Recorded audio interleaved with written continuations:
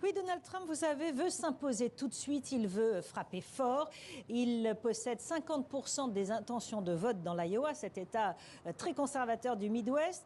Donc, il veut faire le plein des voix et notamment gagner le maximum des 40 délégués qui sont en jeu. Vous savez, ces délégués qui vont choisir cet été le candidat à la présidentielle pour leur parti.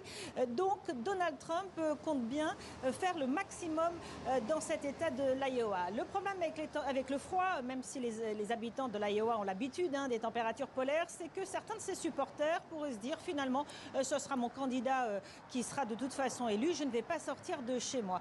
Plutôt que de prendre la route et parfois plusieurs heures pour ses électeurs, et surtout qu'il y a quelque chose de très contraignant, c'est qu'il doit venir entre 17h, c'est l'ouverture des portes de ces lieux de caucus, et 19h, c'est la fermeture des portes. Après 19h, le début des caucus, ils ne peuvent plus rentrer s'ils sont en retard, donc ils ne peuvent plus voter. C'est très contraignant, donc avec la météo, on ne sait pas si on arrive à l'heure. Donc une baisse de participation, et notamment les électeurs de Donald Trump, s'ils ne viennent pas voter, eh bien ça pourrait jouer à la faveur des deux adversaires principaux de Donald Trump, Nikki Haley et Ron DeSantis. Ron DeSantis, ses électeurs sont particulièrement motivés dans cet État, encore une fois, très conservateur.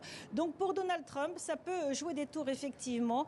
Pour mémoire, il n'était arrivé qu'en deuxième position en 2016 lors de sa première campagne présidentielle.